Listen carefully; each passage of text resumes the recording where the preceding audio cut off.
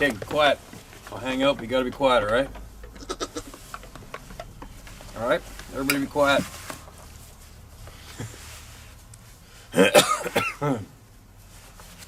Chilly out, so Sarah put their little fuzzy hoodies on. Oh my god. I was too sick to do much, so I built that tree fort for them the other day, and we slapped up that ramp.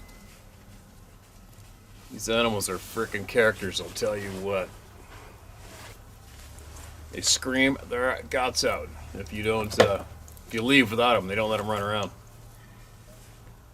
We kind of had to make this pen for them because this neighbors. I mean, all our neighbors are great. I don't even know if they watch this or not, but they're great.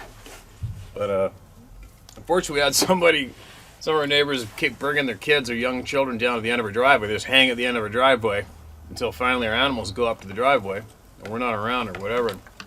And they leave, and these guys will leave with them. And it's kind of Sarah finally kind of snapped the other day because she's inside doing whatever, and she looks out the window. She's got to go half a mile to go get the goats and bring them home again. It was happening every day, so I ended up making this secure pen for them. What are you doing? Quit chewing on my jacket. And here they are. And they're not too happy that they're not free roaming anymore. They were running around the yard, no problem, not going anywhere, but any dog gets a hold of them, they'll wring its neck in a second. And then I'd have to live without an aftermath at home, right? Now, what do we got? Oh shit, I had to charge my battery up. Oh well. I'm going to keep going from the new stack down right now, just because my notes are a little unorganized. And I find I'm reading a handful for the second time by accident. I don't know why, and I got to go in there and check it out. Steve, you're doing a good job, and you appreciate it. Working hard to stay alive and compile as much information as I can to help with your puzzle before I die. Yes, the government lies and all the other shit you're talking about seeing. Something you said today and an email shared that impacted me. A question civilians always forget to ask when faced with several topics, including Sabe and skinwalkers and top-level security clearance. Even presidents and big money, power-seeking bastards cannot know or see. What government hides is related to control, power, money. Same shit all the time. What IMF and World Economic Forum hide and why is the same. Shit. Now to help your puzzle beyond the topic at hand but completely connected. Ask yourself this. What are the Sabe hiding and why? Take all the subjects to where people have been silenced through fear, prison, and death since 15th of May 2009 by government and powerful entities. Why do people, creatures, and entities who have abilities and strengths way beyond what most of our weapons can handle, why do they hide it all? This goes beyond Sabe, skinwalkers, paranormal, hyperdimensions, UFO, and other topics people mock and scoff at. They have more to hide than our criminal politicians. You have been protected, Steve. You are still protected from skinwalkers, paranormal, and similar. However, we are not protected from government and wicked people strutting arrogantly and using whatever power they can to end freedom. I know you're busy, just wanted to update you. I'm still alive. Several of my people are dead, and now my wife is dying. We are forced to leave our home. Be careful, brother, and say hi to Dave P. for me. For us, next time, y'all talk. All right. You gotta email me again with more emails previous to this, alright? I'm not exactly certain who this came from, but it sounds interesting to me. Somebody knows some things. Hey guys. Another one, new one coming right up here. Little ding-dongs. Why are you doing that? You've never chewed in my clothing before. Something off in Willamette, National Forest, Washington. My husband and I went on a camping trip in July 2021 in the Willamette Forest. This has been a long-awaited trip as I've been asking to go camping here for a little over a year since I've driven through it many times on my trips to see my family in Nevada. However, this trip will turn out to be the first and last time we ever go camping here. I'm very glad we didn't have our children or dog with us during this trip. We didn't have a set camping spot, but I had called the ranger station ahead to ask where the dispersal camping locations were. I took note of the special spot that I thought would be ideal, as it was directly across the highway from Salt Creek Falls, which was our main attraction for going. This spot wound up being the only option before us, since most spots were already taken. My husband was hesitant about the area as we started up the road, being worried that it wasn't a spot we could camp at, but I'd gotten specific directions from the ranger and felt confident that this was the spot. The road forked, and on one side was what looked like an old abandoned logging site, and the other was a road that seemed to go deep into a very thickly forested and hardly traveled dirt road. We took that dirt road up a ways and discovered what looked like a very old and overgrown road down by a camping spot. I thought it was perfect. We noticed fairly quickly that the place felt off. It took me a while to figure out why. There were no animal sounds, not a single animal to be seen or heard. We also felt like we were being watched. We quickly decided neither of us would be going anywhere without the other. The first night we put a bag of our trash, steak packaging and other food scraps, tied to a tree a safe distance away from our site in case it attracted anything. We didn't get a wink of sleep that night. We heard a couple of things walking around the site, tapping, and I swear something came right next to the vehicle at one point. We were sleeping in the vehicle. Anytime I felt it was getting too close, I'd blast my high beams and sound the truck alarm. I was not messing around. Anytime either of us had to go to the bathroom, we turned on the truck brights and stick together. The next morning, once we felt comfortable enough, we decided to get out and make breakfast. There were no tracks anywhere, only our own, and nothing touched our trash bag. At this point, I was severely spooked. I couldn't wrap my head around everything that happened that night, but leaving no tracks, and if it was an animal, why wouldn't it go for the trash? The trash was not up a tree, simply next to it. My husband tried convincing me to leave early, so we didn't have another night of that, but I was pissed. We hardly get time to ourselves, and we had been planning this for too long. We agreed to try one more night. The second day, we left the campsite and explored the other areas to see if we could at least change campsites, but there was nothing. We at least got away from it for a while to have fun for the day. Towards the end of the day, we got back and decided not be out once it was dark. I should also note that there are still no animals to be seen or heard here. We heard them in other areas, but not at that site. That night wound up being a ramped-up version of the night before, but weirder. We decided to put on a movie on our computer to help distract us, hopefully help us sleep. Problem was, our external hard drive had mysteriously disappeared. I knew we brought it, but it was now gone. I went through everything in the truck more than once and was growing more and more frustrated the longer I couldn't find it. My husband also attempted to find it, to no avail. I finally gave up and we played some card games instead. A while later I went to put everything away for bed and the damn thing suddenly appeared in front of me like it had been there all along. I'm thoroughly convinced something or someone was messing with me. No, it wasn't my husband. He liked sleeping with me. My husband and I both kind of laughed it off and decided to watch a movie for bed. He had quickly fallen asleep, but I had no such luck. Thoughts of the night before, the hard drive, and the lack of animal activity had me spooked. Too spooked. The sounds of walking and tapping noises seemed to be even closer to the vehicle this night. I didn't want to go outside at all, but at one point could not wait any longer. I woke my husband, who started awake. I smelled smoke for a second there, sorry.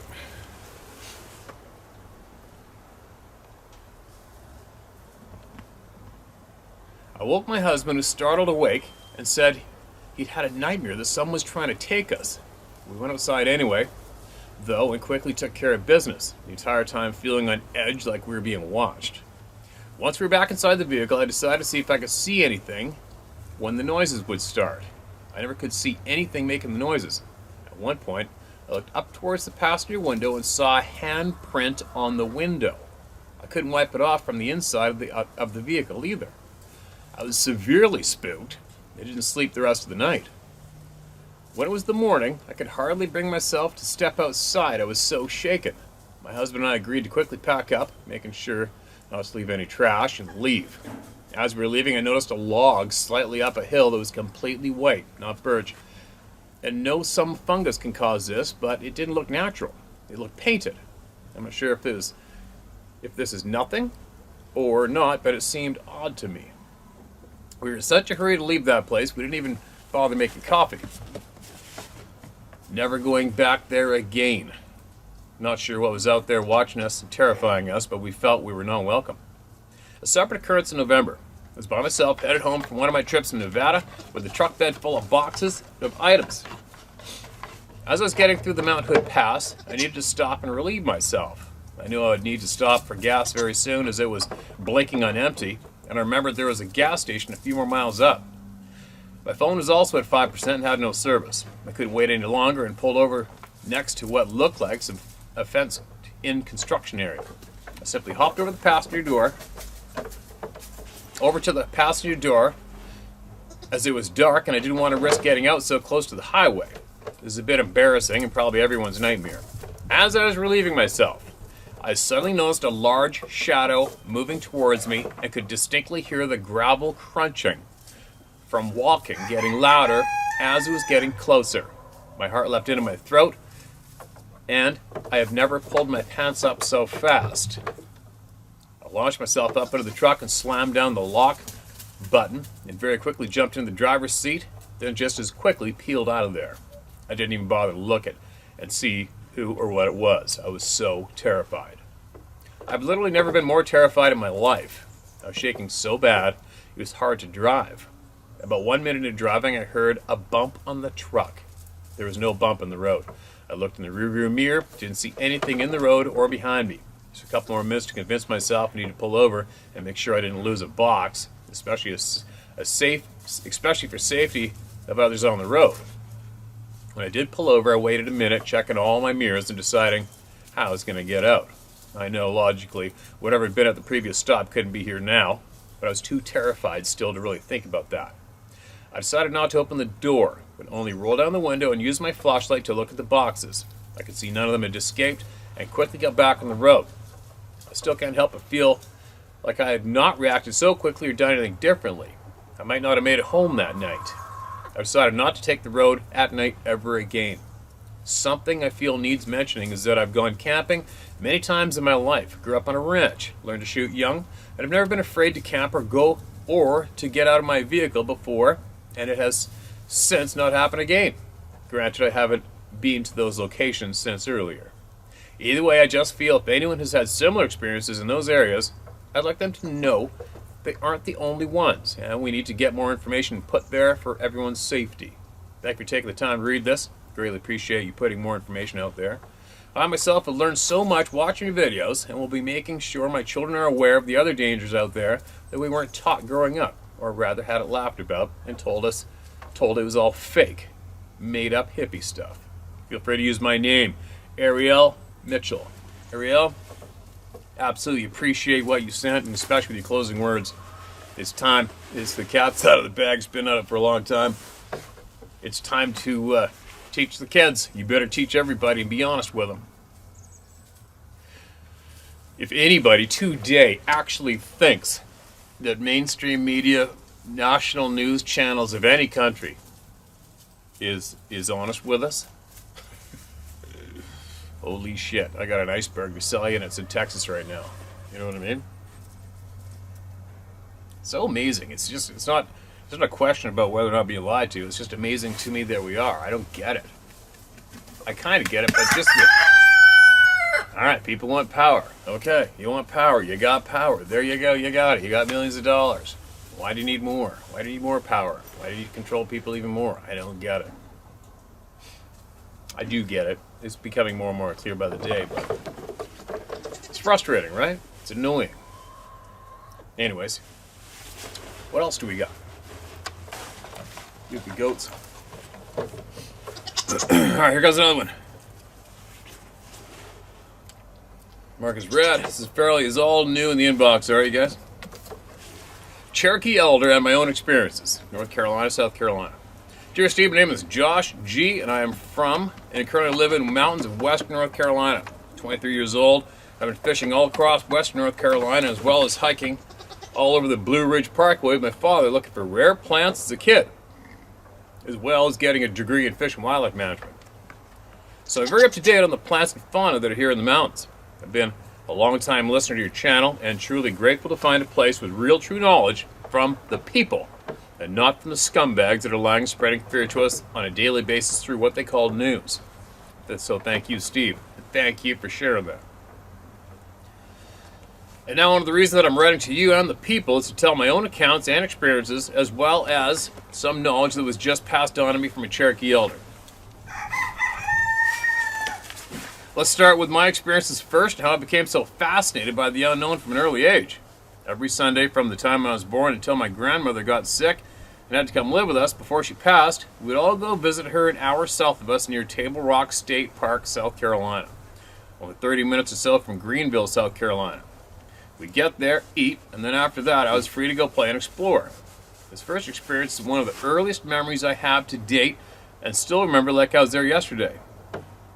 It had to be more than 3 to 4 years old at the time. I had an old swing set right in the front yard under the black walnut trees and spitting distance from the porch of the old white farmhouse.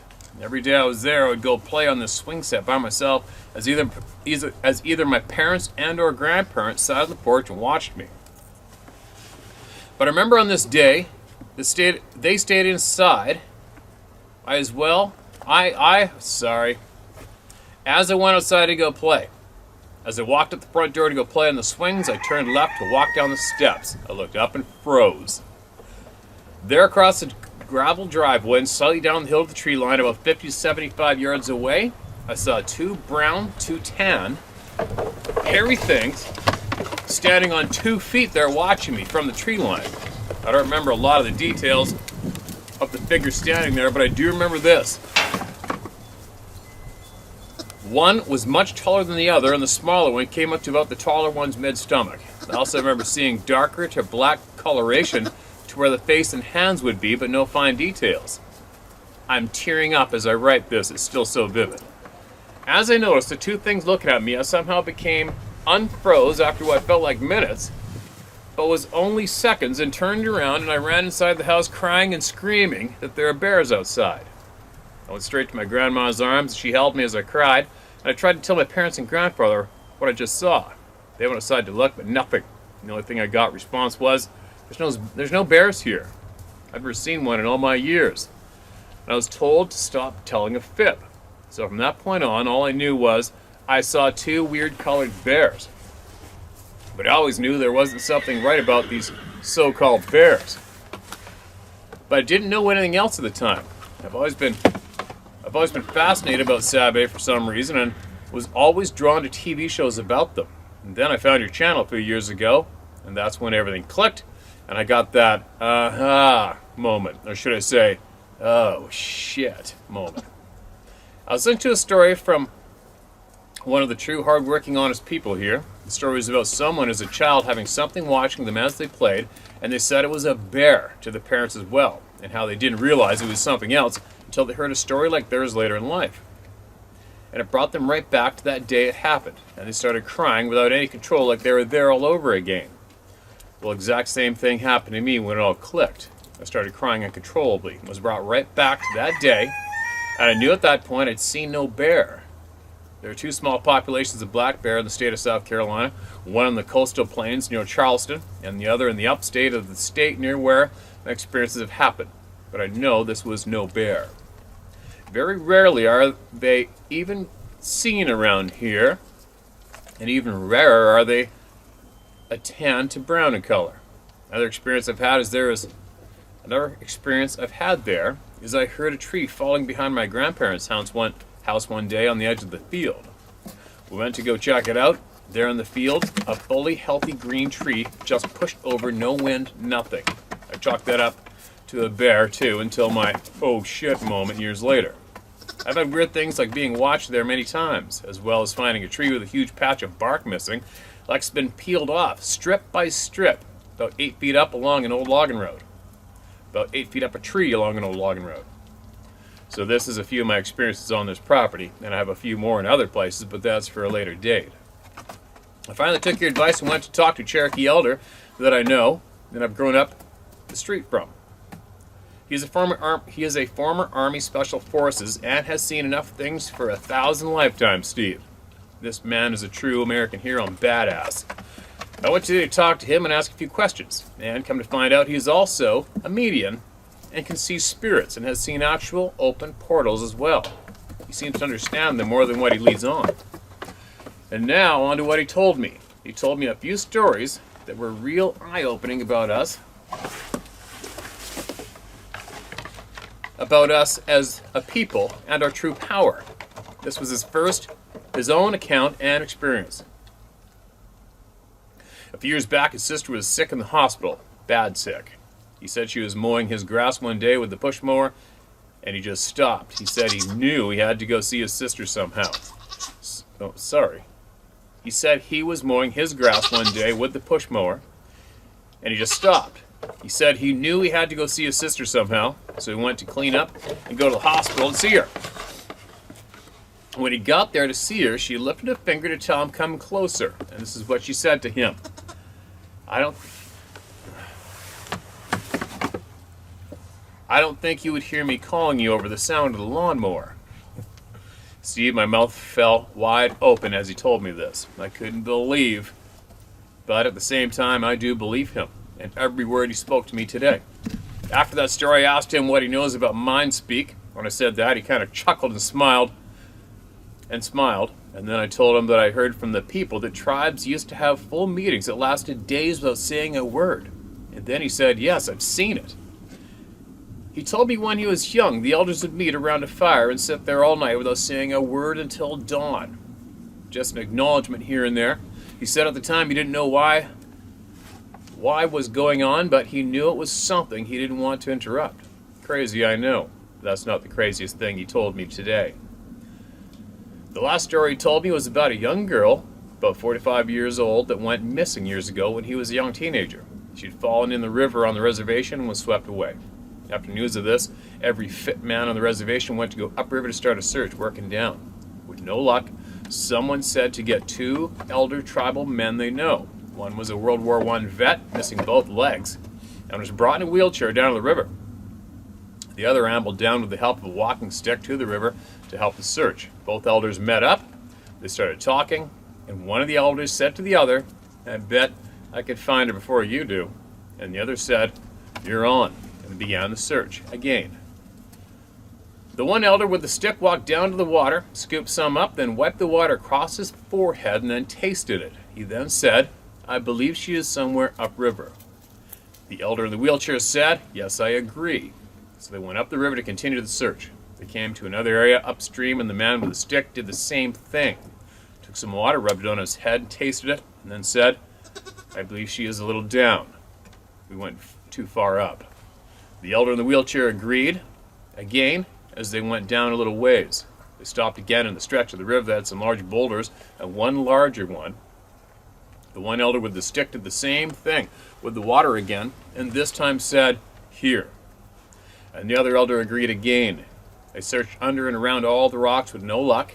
Then the man in the wheelchair said, bring me some water, I bet I can find her. So the elder with the stick dipped his rag in the water, handed it to the elder in the wheelchair. He took the rag and started playing with it, rubbing it around and then rubbing it on parts of his body. But he did all this in a stage or sequence of 4, then said, she's under the larger rock. They checked there and with no luck found nothing. The two elders sat there pondering. Then without saying anything, the one in the wheelchair grabbed the other's walking stick and threw it upstream in the river, then said, the stick will go to the rock she's under. The stick floated downstream and hit the longer rock first. So one of the young men checked again, still nothing. The elder in the wheelchair said, use that stick and check again. And sure enough, the young man went back down, came up and said, something is under there. And at least they found her body. Now, how on earth did two tribal elder men find a missing girl under a rock in a river by just doing something with the water? How did those men have a tribal meeting without saying one single word? And how did my neighbor know his sister was calling him from the hospital? And how did she know he was mowing his yard when she cried out to him? Well, I honestly have no clue yet. But all this means we still have the power and capability to do things that we thought we lost touch to. And I truly believe we all have some of it, if not all of these capabilities, but have lost over the years of technology and government suppressing our true power and capabilities as humans. Now the real question, I'll leave you all with this. How do we get back in touch with our true selves and relearn these capabilities such as our sixth sense? I have a feeling I'm on the right tail here, and we'll be having another talk with the Cherokee elder down the street again here soon, as well as another tribal elder I know. And if and when I find out more, I will be in touch. Thanks again, Steve, for all you do. Nothing but best wishes and blessing upon you and your loved ones. Josh G., Western North Carolina. Josh, these are one of those emails where I go, thank God. You know? Thank God for emails like that, people like you, and especially the Cherokee elder. If I could, I would I'd put my name on a list to see if I could sit down with that man for about a week straight and extract everything he knew. Oh no. Really? Seriously? Now you're a lapdog? Lapgoat. I come to a conclusion quite a while ago that we've all had our true abilities wiped out of us, for certain. You look at what happens to people that don't comply, right? You look at the First Nations people, they didn't comply, they didn't conform. Look what happened to the majority of the First Nations people that don't, right? And the powers that be, the government, annihilates you. Annihilates them as a community, suppresses them, kicks them to the curb. Sure, if it wasn't for, back in the day, if it wasn't for the true good people on the earth, they probably would have just shot every one of the indigenous people in many continents and just eradicated them. Like they already tried, right? Let's get a little off topic. I'm quite certain that people who possibly are absolutely, truly more spiritual, possibly have a target on their heads from the current powers that be. That's what I think. But anyway, I am absolutely interested in what we possibly were born, the knowledge, the skills we're possibly born with, and I would absolutely love to hear more about it myself. So please keep us in the loop. Please spend some more time with those gentlemen and extract whatever knowledge you can from them and share it with the good people, okay? This goat's trying to make a bed on me. What do you want? They're like true children. They don't know what they want. Get out of here. This phone's almost dead, but I'm gonna keep going. I hope these guys aren't too much of a crazy distraction while I'm reading these. They're pretty entertaining, though, aren't they? Alright, here we go. Well, this might be right on track. I don't know what this is about, but the title is What Have We Lost? It's funny how sometimes the emails line up with each other in topic. Knowledge delivery, isn't it? So you'd first say I appreciate you and applaud your efforts. I really dig your no bullshit attitude, your willingness to listen and absorb, and your drive to do it all. I get it, man. I feel the same way. I emailed you an experience I had a while back, but it didn't make the cut, and that's okay. I don't let that shit bother me. I just haven't got to it. There's no cut. Where'd I go? Sorry. You have asked a few times for those who have the wherewithal to dig into matters to share what we know about who we are and what capabilities we have lost. See, what are the random chances that this next email is on this topic, after what we just heard? It's very difficult to relate all that one has acquired in knowledge and experience in an email, but I'll start with this one, see how it goes. All right, I'm ready. With over 4,000 recognized religions in the world, there's no shortage of teachings on the origins of man and description of the abilities that we no longer seem to possess. However, for many years now, I've been on a quest to figure that out. I don't claim to have all the answers, and in fact, when I teach or speak, I don't ever expect anyone to blindly believe me. I just ask the people to listen, contemplate, and go search it out for themselves. That is what I've done over the last 30 years. And in doing so, I've come to the understanding that the more I learn, the more I realize I have much more to learn. But one thing I have discovered along the way is that we do possess enormous potential. That is the key word, potential. And that is the key word, potential. Steve, take any of the mighty trees of the forest and hold the seed of the same in your hand and just look at it. Within the seed is all the potential needed to become the mighty oak or beech or sequoia. It is only when that seed is pressed into the earth and the conditions are right that it will sprout, take root, and have the chance to fulfill all of its potential. That is what I and many, many others are searching out for humankind and doing our best to share. I've known since I was a young boy that who I see when I look in the mirror is not who I am. I understood back then that there are untapped capabilities that lie dormant within us. We simply have not been taught how to access and nurture those abilities. Without trying to convince anyone of anything, I share with the people the experiences that I have had in hopes it will cause some to be intrigued to seek. Each one must walk their own path, have his or her own experiences. Those, after all, are the best teachers, better than any amount of preaching or teaching that you can listen to. A person can surmise about something, but until someone has an experience, it's just a supposition or idea. However, when you walk through something for yourself, it becomes real to you, and no one can convince you differently. My wife puts it this way: you can talk someone out of an idea, but you'll never talk someone out of an experience. Words of truth. My very first experience. I grew up on a 40-acre farm with 2 brothers and 3 sisters, myself being the youngest.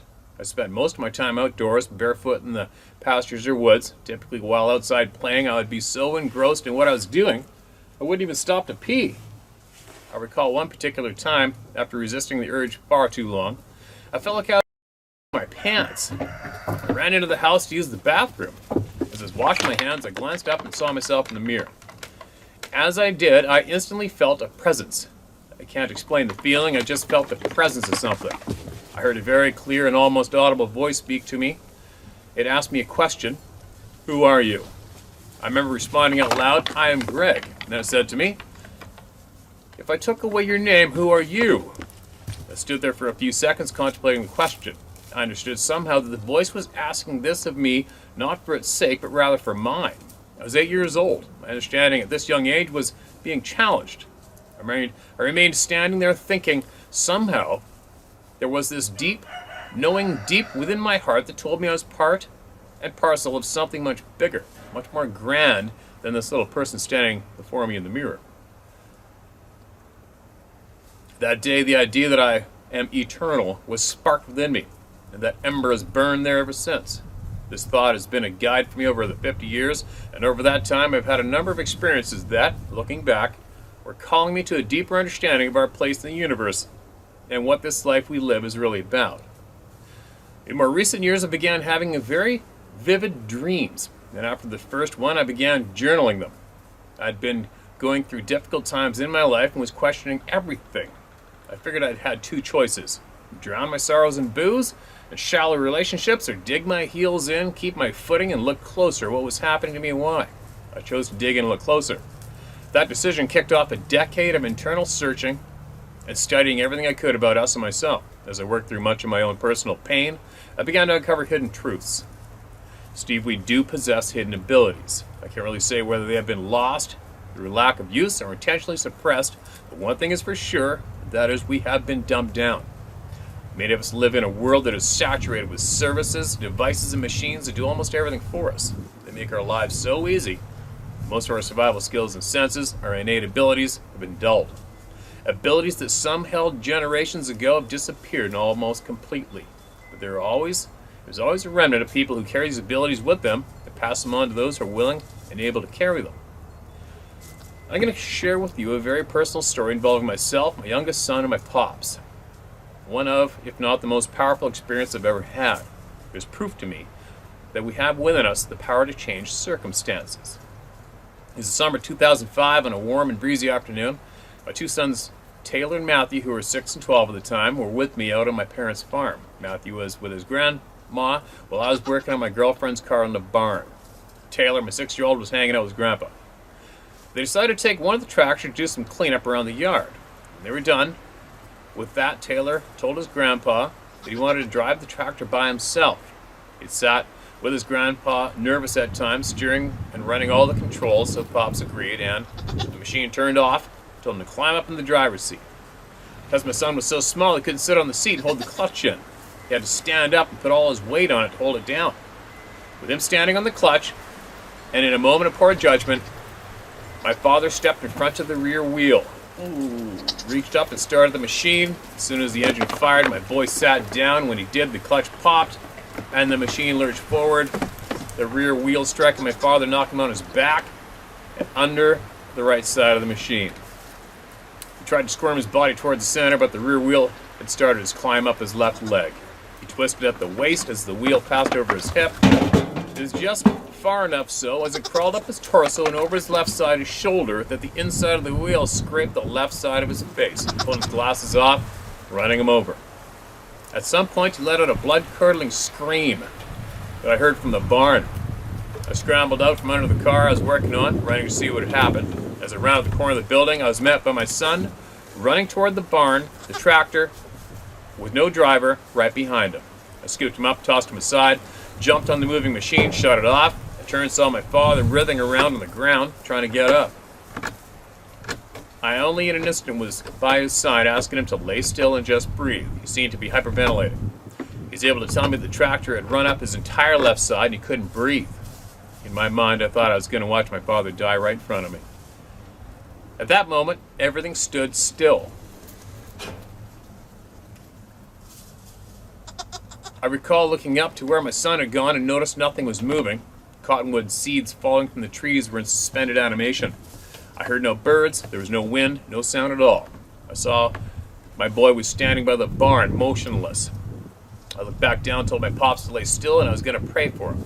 As I began to pray, a sound came from deep within my being, and what came out of me was a language that later my father described as heavenly. As I spoke, I placed my hands on different parts of his body and watched as a blue energy came out of my hands, went into his body.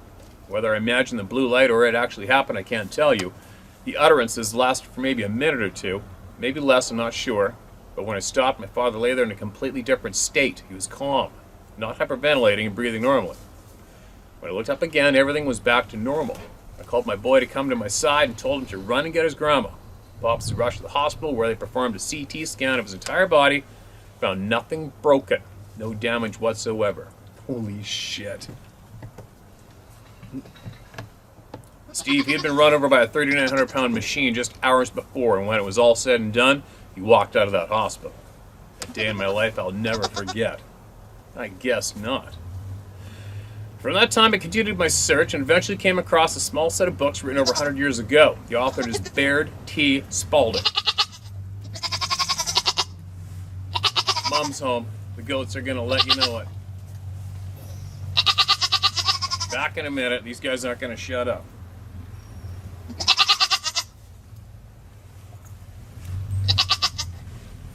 It is the written account of 11 practical and scientifically trained men who set out on a journey with one objective: to find the great spiritual teachers of the Far East and witness their uncommon abilities.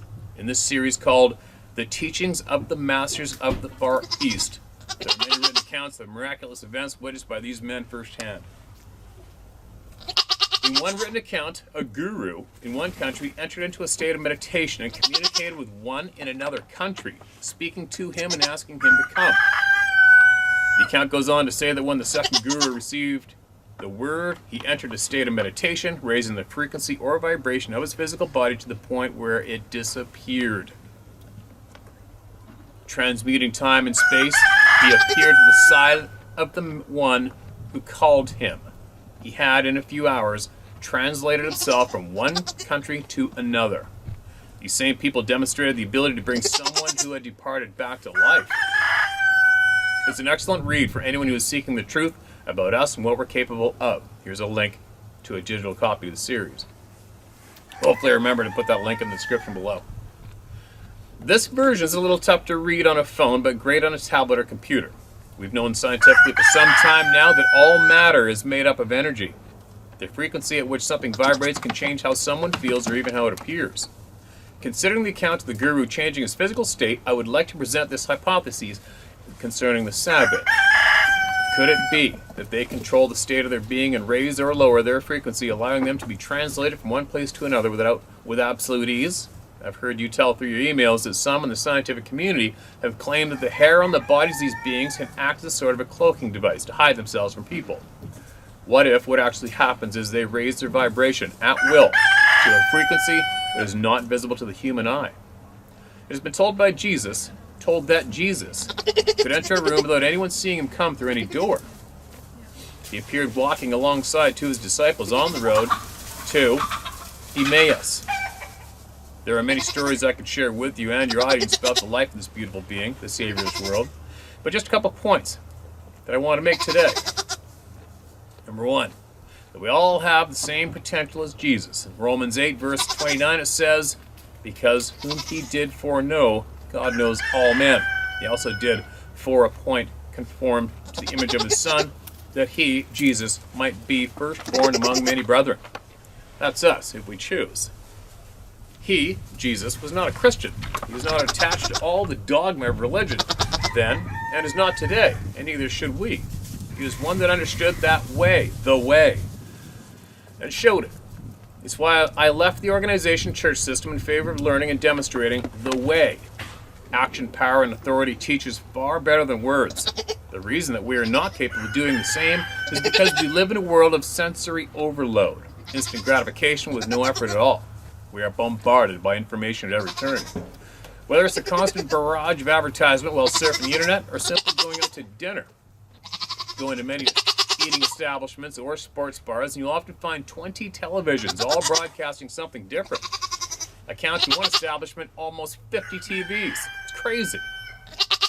Again, sensory overload, keeping the mind occupied / entertained. Oftentimes, when people come to our home for help or for counseling, we will give them homework that we ask them to do. It usually means quietening their mind and becoming still, almost without fail. The primary question is, how do I shut my brain off? It's nearly impossible to do when your brain has been conditioned to always be receiving some kind of input from outside stimuli. The answer is always the same. It takes work, commitment, and willingness to forego turning on the TV or surfing the web in lieu of spending time turning within.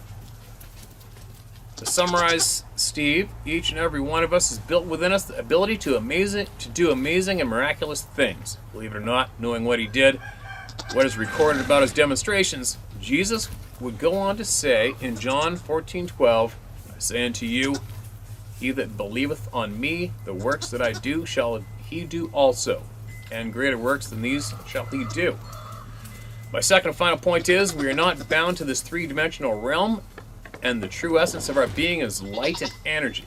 Divine life living in us as us. Let that sink in. Steve, I hope this begins to shed some light on the subject for you and others. Please note there are many of us that have your back. Again, peace to you, Sarah, and the kids. Take care of those big, beautiful, sacred dogs. Nemo, Greg Nemechek, Coopersville, Michigan. Greg, thanks for that, man. Appreciate it. And there's a lot in there to soak in, and a lot people should pay attention to, as far as I'm concerned. Big time. Keep emailing in, all right? We need all the knowledge we can get from the people right now, especially.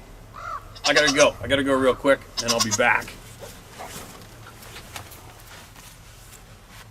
All right, here we go. One more. Oh. Horses are out now. Goats are out. Sarah's back, so it'll be a little more easier to focus here. Two experiences / encounters is the title of this next one.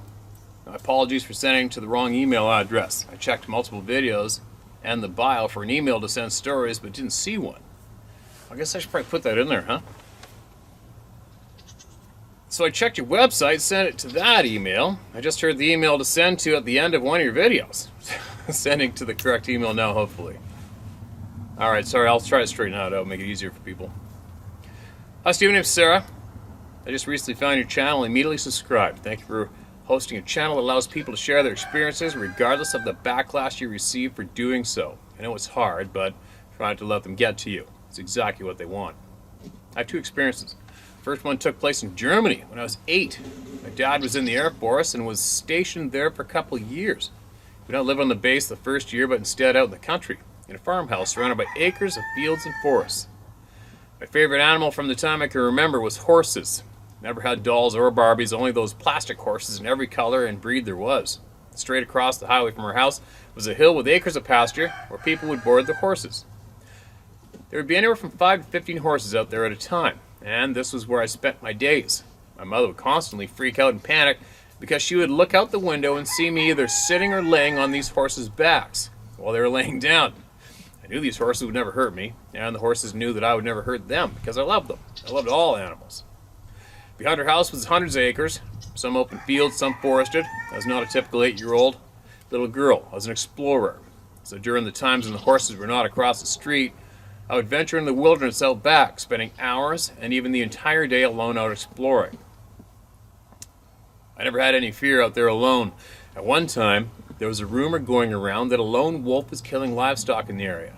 Despite my mother's wishes, this did not keep me from doing my daily explorations. A wolf was an animal. I loved all animals. One day I was heading back home after spending most of the day out exploring. I was walking back through an open field, not a care in the world.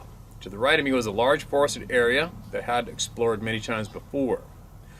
I was still a ways from home, and when I had an uneasy feeling come over me, like I was being watched, compelling me to look into the forest, I turned to my right, and in the forest were two huge red glowing eyes staring back at me. I was frozen, standing there alone, still far from home. I don't know if I lost time or not. I did not have a watch on, nor even knew what time it was, other than it was late in the day but still light out. At some point, it was like I all of a sudden snapped out of it, unlocked my eyes from it, and ran as fast as I could home without ever looking back. Now, at the time, being 8 years old and the rumors of a lone wolf in the area, I believed it was a wolf. As an adult, going back to that experience and thinking logically that a wolf's eyes do not glow red, plus the eyes were not low, they were very high up, almost mid-forest, I'm not sure what I encountered, but it was not a wolf. At least not a typical wolf. There was no light for eye shine, as it was cloudy day, and I've never seen any animal's eyes glow red in a light, only bright white. I've never told anyone about this experience because I knew I wouldn't be allowed to go out exploring anymore. I live in Washington State now, and my husband is an avid hunter and works in the woods. I accompany him often and have seen many wild animals throughout our times in the mountains. I've never seen red glowing eyes once since that day. My second story takes place back in the States, in Texas. My grandparents had a bay house that I would stay at with them quite often. One day when I was about 11 years old, I was out venturing by the little beach area nearby. I was on my way back to the house when out of the field to my right I saw a huge black cat walk out about 20 to 30 feet in front of me. My first thought was, that's a black panther. I stood there and watched it walk away until it disappeared and vanished. I was completely fascinated. I told my family what I had seen, but was met with disappointment, as they all told me that I had just seen a big dog. I've been an animal enthusiast since a young child. I know, and knew then, the difference between a cat and a dog. This was a sleek, coated, pure, black, huge cat. Its tail was that of a cat's, not a dog. Its face, when it looked back at me, was that of a cat, not a dog. Its ears were short and more rounded as a cat's, not long and tall as a dog's. Its walk was that of a cat's, not a dog. Regardless, no one believing me, I know what I saw that day. I know people have seen the same. You're all good. The powers that shouldn't be have been profiting off our ignorance for way too long, keeping us in the dark and using fear to strip us of our freedom, as well as control us, playing God, so to speak, keeping us imprisoned mentally in a prison with no walls. We have been and still are being lied to about his story and much more, including our existence on this planet, as well as the existence of other highly intelligent beings, which I believe are interdimensional, and explains why and how they can just vanish without a trace. I've known since I was a child that this is not what this world is supposed to be like. I've always known that I was here for a reason, for a time, and that time is now. One of my gifts, if you want to call it that, is psychic abilities. I prefer to call it a knowing, but it doesn't work like they show us in movies, at least not for me, as I have no control over it. It is my belief that we're going through a time, a cycle, that has happened many times throughout his story, when these dimensions merge. I think we're only just beginning to see things, much more to come in the near future, that will shock many, causing many hearts to fail them. Stay strong, stay vigilant, stay safe, everyone. No fear, peace and love to all. Sarah C's. Kind of off topic, you can share this part if you like, up to you. I'd add a link to two videos on my channel. One of a cigar-shaped object parked by the moon that I caught myself and personally saw with my own eyes before I started recording. The second one was taken by my husband when he was at work one day, of a bright orb that disappeared. It was witnessed by him and a co-worker. Thank you again, and take care, Steve. Okay, there's two links here.